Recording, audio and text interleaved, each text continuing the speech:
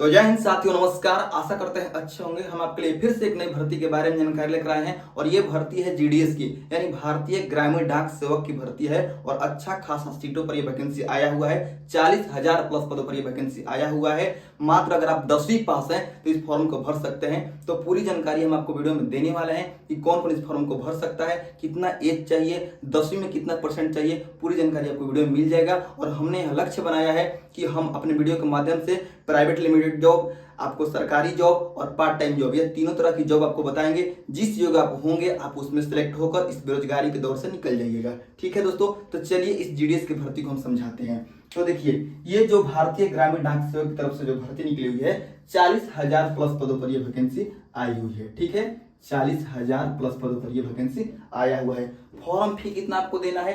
मात्र 100 रुपये अगर आपके पास है तो आप इस फॉर्म को भर सकते हैं। और आपका एज चाहिए 18 से 40 साल तक। ठीक है, अगर आप 18 से लेकर 40 साल के बीच में हैं, अगर आप जनरल कैटेगरी में हैं तो आप इस फॉर्म को भर सकते हैं। अगर वहीं आप ओबीसी कैटेगरी से आते हैं तो आपको 3 साल का यहाँ पर छूट मिलेगा, यानी 18 से लेकर 43 साल तक आप फॉर्म भर सकते हैं।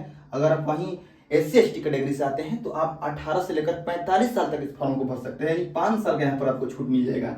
योग्यता क्या चाहिए तो हमने पहले ही आपको बता दिया है कि अगर आप मात्र 10वीं पास हैं तो आप इस फॉर्म को भर सकते हैं। ठीक है, अब ये जो वैकेंसी है दोस्तों, बहुत लोग सोचते हैं कि चलिए इसमें परसेंटेज ज्यादा मांगता है तो क्यों ना हम अदर स्टेट से, अदर लोकेशन से भरकर इसमें हम सिलेक्ट हो जाएं।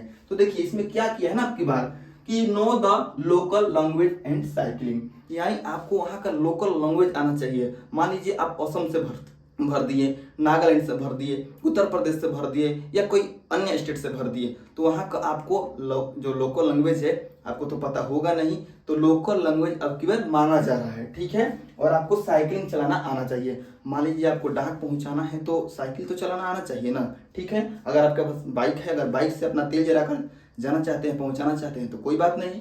ठीक है, आप देखिए थोड़ा सा जॉब प्रोफाइल देख लीजिए। सब लोग को पता है कि बस इसमें चिट्ठी पहुंचाने का काम होता है। इसमें 3 तरह का जॉब होता है। 3 तरह का कौन कौन सा होता है? एक होता है आपका ब्रांच पोस्ट मैनेजर, ठीक है, सॉरी ब्रांच पोस्ट मास्टर, यानी BPM का जॉब होता है। ब्रांच पोस्ट मास्टर का जॉब होता है, एक पद होता है। एक पद होता है असिस्टेंट ब्रांच पोस्ट मास्टर और एक होता है डाक सेवक। लेकिन सब लोग कहता है डाक सेवक, डाक सेवक। ये 2 पोस्ट का कोई जिक्र ही नहीं करता है। ठीक है, क्योंकि ये जो 2 पोस्ट हैं ऑफिशियल पोस्ट हैं। ठीक है, इनको तो साइकिल चलाना है, डाक पहुंचाना है। अब देखिए इनका काम क्या है, तो देखिए ऑनलाइन ऑफलाइन लेन देन करना है। ठीक है, डाक उत्पाद और सेवाओं का वितरण करना है इन ऑफिसर को। Record handline device and mobile का रख रखाव, यानी जो भी आपके ऑफिस में हैंडलाइन है, मोबाइल है, उसका रख रखाव का जिम्मेदारी ब्रांच पोस्ट मास्टर को होता है। उसके बाद जो असिस्टेंट ब्रांच पोस्ट मास्टर होते हैं, इनका काम होता है टिकट एवं स्टेशनरी की बिक्री। उसके बाद डाक डिलीवरी, यानी कौन सा डाक कहाँ पर डिलीवर करना है, पूरी जानकारी जो है इनके पास होती है। सरकारी सेवाओं का घर घर प्रचार, यानी जो भारतीय पोस्ट है, इंडिया पोस्ट है, उसकी जो घर घर प्रचार करना है आपको, तो इनका जिम्मेदारी जो है असिस्टेंट ब्रांच पोस्ट मास्टर को होता है। अब तीसरे नंबर पर है हमारे डाक सेवक, जो कि आपको डाक पहुंचाते हैं घर घर। इनका काम क्या होता है? इनका काम होता है स्टाम्प की बिक्री, डाक की डिलीवरी, रेलवे मेल जो सर्विस होता है उसमें जो रेलवे की तरफ से जो डब्बा में मेल जाता है, ठीक है, डाक जाता है, उसकी छटाई का काम है इनका। ठीक है, ये नहीं कि ये सिर्फ ये डाक पहुंचाएंगे, इनको इसमें भी ड्यूटी लगा दिया जाता है। ठीक है, अब सबसे बड़ा बात जानते हैं दोस्तों क्या है कि 10वीं में आपका कितना परसेंट होना चाहिए। ठीक है, सभी लोग बोलेंगे कि 10वीं में तो मैंने CBSE वाला का हो जाता है, तो ये बात सही है कि CBSE वाला का होता है। क्यों होता है? क्योंकि देखिए जो स्टेट बोर्ड है, जैसे में बिहार बोर्ड हो गया, यूपी बोर्ड हो गया, तो उसमें अगर आप एग्जाम देते हैं तो आपका मुश्किल से 70 से 75-80% जाते जाते हद हो जाता है। लेकिन वहीं जो CBSE बोर्ड के बालक हैं, CBSE बोर्ड के छात्र छात्राएं जो हैं, उनका परसेंटेज आता है 95%, 98%, 99.8%, इतना इतना आता है। तो आप सोच सकते हैं कि इसमें किसका सिलेक्शन होगा, जो कि ये जो वैकेंसी है परसेंटेज बेस पर ही है, क्योंकि 10वीं में जिसका परसेंट ज़्यादा होता है उसी में वही लोग इसमें भर्ती हो पाते हैं।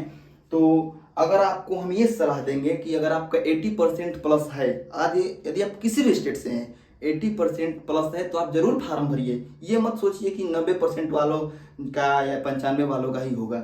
अगर आपका 80% प्लस है ना दोस्तों, आप इस फॉर्म को भर दीजिए। किस्मत का कोई नहीं जानता। 40,000 प्लस सीट है, ठीक है। तो किस्मत का कोई इसमें लेखा जोखा नहीं है, किस्मत अगर आपका साथ दे तो शायद इसमें अभी बाजी मार सकते हैं। अप्लाई इसका कब से होने वाला है, तो अप्लाई होगा आपको हम बता दें, अप्लाई ये हो रहा है शायद आपका ये जून और जुलाई, ठीक है, जून और जुलाई, ठीक है, इस महीने में ये अप्लाई होना चालू हो जाएगा, ठीक है।